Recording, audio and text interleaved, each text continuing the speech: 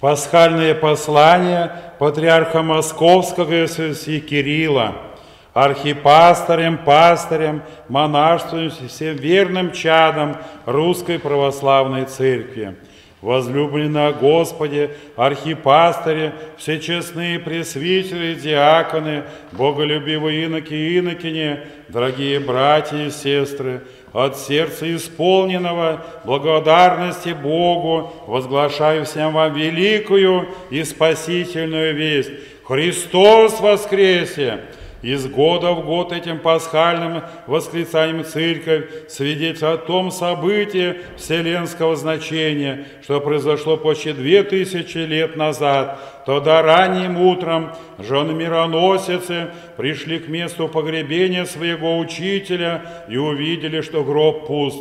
Божественная сила Христа победила закон смерти. Он воскрес, свидетельствуя всему человечеству, что смерть – это не конец жизни, что смерть придет силой Божией.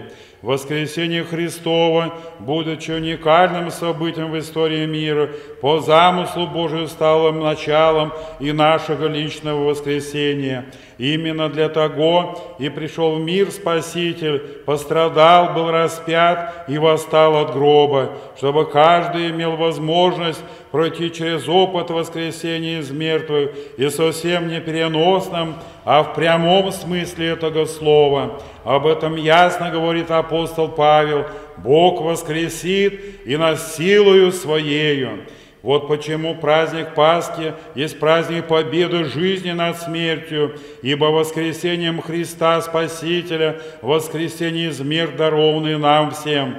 И через какие бы трудные обстоятельства земного бытия мы бы не проходили, какие бы испытания нас не постигали, какими бы страхами нас не пугали те, кто пытается, не имея духовной силы, прозревать будущее, наше восприятие мира должно быть спокойным и радостным, ибо Христос воскрес. На Святой Руси праздник Пасхи всегда был самым великим и светлым. Последние десятилетия он вновь вернулся во многие дома и семьи, и ныне его отмечают и там, где прежде не звучало пасхальное приветствие, в больницах и тюрьмах, в армии, на флоте и даже в космосе. И дай Бог, чтобы со внешними изменениями, происходящими в странах русского мира, совершалось бы подлинное возрождение душ человеческих, чтобы радость воскресения Христова наполняла бы сердце каждого, чтобы светом божественной любви были согреты не только наши родные и близкие, но и люди, лишенные возможности побывать в храме, престарелые, больные, одинокие. Через воскресение Христова верующий человек обретает возможность приобщиться к неспослаемой свыше благодатной силы, дабы жить по правде и заповедям Божиим, быть добрым и милосердным, честным и благожелательным в отношении с людьми, способным разделять с ними и радость, и горе. Это христианское отношение к ближним включает в себя также и заботу о своей стране, о своем народе, о своей семье, о доме. Проповедуя приоритет вечных духовных ценностей, Церковь призывает своих чад также к бережному отношению к временным, но реальным ценностям Богом сотворенного мира, к окружающей нам природе, богатому культурному наследию, которое веками созидал с нашим предшественником. Быть хранителем духовных сокровищ и традиций православия означает активно преображать себя в свой внутренний мир, а также поддерживать красоту и гармонию окружающего нас мира и устроять их там, где они разрушены злой человеческой воли. Такого признания и такого ответственности христианина. Господь не требует от нас непосильных подвигов, обращаясь к душе каждого человека. Он вновь и вновь взывает: «Придите ко мне все труждающиеся, обремененные, и я упокою вас. Возьмите иго мое на себя и научитесь от меня, ибо я кроток и смирен сердцем, и найдете покой душам вашим, ибо иго мое благо, и бремя мое легко». чтобы почувствовать и понять, насколько благо и легко в то бремя, которое возлагает на нас Господь. Нужно научиться делать добро и ближним, и дальним. В этом учении трудны лишь первые шаги. Вовремя остановиться и не отвечать на грубость грубостью, на зло злом, на ложь ложью, не осуждать осуждением, а затем хотя бы раз испытать удовлетворение от правильного и честного поступка, принести пользу другому человеку, будто бы в семье, на работе, на приходе или просто в общении с соседями и знакомыми. Это чувство с удовлетворением способно перерасти в радостное и оптимистичное состояние духа или добрые дела, совершаем не ради корысти, а из чистого сердца, становясь частью нашей жизни. Только тогда почувствуем мы изменение к лучшему в общественном бытие, когда осознаем наличие нерушимой связи между совершаемым нашим добром и общественным благополучием. Евангельская мотивация наших поступков, как в личной, так и в профессиональной и общественной сфере, способна кардинально изменить для нас самих и окружающий мир. Да воскреснет Бог и расточатся врази Его, восклицаем мы в эту светозарную ночь. Да воскреснет Бог в наших сердцах, и да расточатся ложь, вражда, злоба, распри и всякие разделения в жизни нашей. От души поздравляю всех, мои дорогие, с праздником Святой Пасхи, помощи воистину воскресшего Господа, да сопутствует каждому из нас нашу дальнейшую славу Церкви, на пользу стран, в которых мы живем, во благо ближних и дальних. Аминь. Кирилл, патриарх Московский и вся Руси, Пасха Христова, 2011 год, город Москва. Также православный правящий архиерей, поздравления.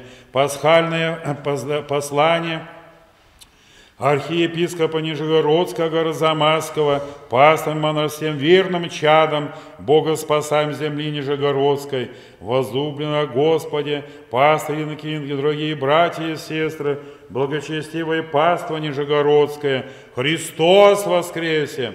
Днесь ликуя вся полнота Церкви Христовой, прославляя воскресшую из мир Господа нашего Иисуса Христа, мы, православные христиане, собраны всегодня вместе для того, что единым и устремленным сердцем воспевать славу Богу, победившему смерть и даровавшему жизнь вечную. Каждый раз мы ждем этого великого и спасительного дня, как главного события нашей жизни. Всякий христианин на духовном пути неизбежно ощущает благодатную силу искупен подвига Христова. В скорбные дни Страстной Седмицы православные христиане умом и сердцем обращались к евангельским событиям. Мы шли за Христом в Иерусалим, чтобы по слову апостола Фомы умереть вместе с Ним. Мы были свидетелем предательства, ареста и незаконного суда над Спасителем. Со страхом и трепетом мы стояли пред крестом Его и глубокой скорби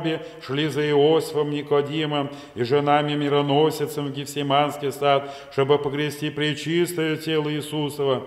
В течение Великой Субботы каждый из нас, пребывая в глубокой молитве, с замиранием сердца ожидал великого чуда. И вот наступила эта святая ночь, торжества жизни над смертью, когда врата ада сокрушились, Христос победил смерть и стал, по слову апостола Павла, начатком первенца из мертвых, дарова каждому верующему в полноту жизни с Богом. На путях своих людей не всегда задумывается о том, насколько дар жизни действительно велик и прекрасен. Более то, что мы часто бываем недовольны жизнью, ропщим на Господа и не хотим признавать Его очевидных благодеяний и милостей, но способен страшно, что своими грехами человек разрушает собственную жизнь, отрываясь от божественного источника. Мы разрываем нашу глубинную связь со Христом, когда на пути себялюбия, гордыни, зависти ставим себя в центр мироздания. Это разрушает наши отношения не только с Создателем, но и со всем окружающим миром. Печально видеть, как современная мощь усиливается культ наслаждения, как человек из венца творения все более превращается в потребителя товаров и услуг. В погоне за наслаждениями человек начинает смотреть на других людей, как на средства достижения собственных целей. Следствием этого является нежелание создавать семью, воспитывать детей, защищать свою родину. Но евангельская истина непреложна. Какая польза человеку, если он приобретет весь мир, а души своей повредит? Себялюбие неизбежно оборачивается разочарованием в жизни, равнодушием, унынием и отчаянием, раздражительностью и злобой. Это состояние способно привести человека к печальным последствиям гибели его души. Спасение может быть лишь любовь к Богу и людям, обретение самого себя на пути служения ближним, созидание собственной души на началах веры и благочестия, восстановление человеческой личности как образа Божия возможно только через благодатные силы воскресения Христова, через усвоение спасительных даров, искупительного подвига Господа нашего Иисуса Христа. Светлое Христово воскресение наполняет человеческую жизнь высшим смыслом и дает каждому поддержку для осуществления своего земного предназначения. Пасха Господня преображает всех и вся. Верим, что силой воскресения и нашим духовным деланием и глубокой молитвой мы облечемся в добродетель любви и смирения, послушания и терпения, братолюбия и мира, изгоним из нашей среды вражду и зависть, гнев и неправду, ложь и ненависть, радостно празднуем святую Пасху, принесем воскресшему Господу достойное благодарение, воспоем Ему, победителю смерти, торжественный дым. Христос воскресе из мертвых, смертью и смерть поправ, и сущим во гробе живот даровав. Воистину воскресе Христос. Георгий, архиепископ Нижегородский и Арзамасский. Пасха Христова, 2011 год, город Нижний Новгород. Также я, дорогие братья и сестры, приветствую вас ликующим благословением с восставшим из гроба Спасителем нашим. Христос воскресе! И поздравить вас с праздником светлого Христова воскресения. Желаю вам от воскресшего Спасителя преснетекущий источника благодати, который даст новые обильные силы для совершения благих дел в славу Матери Церкви и дорогому Отечеству. Вновь обращаю к вам из глубины сердца своего торжественный возглас пасхальной радости в Боге, поправшем смерть и совоскресшем собой все человеческое. Христос воскресе, воистину воскресе!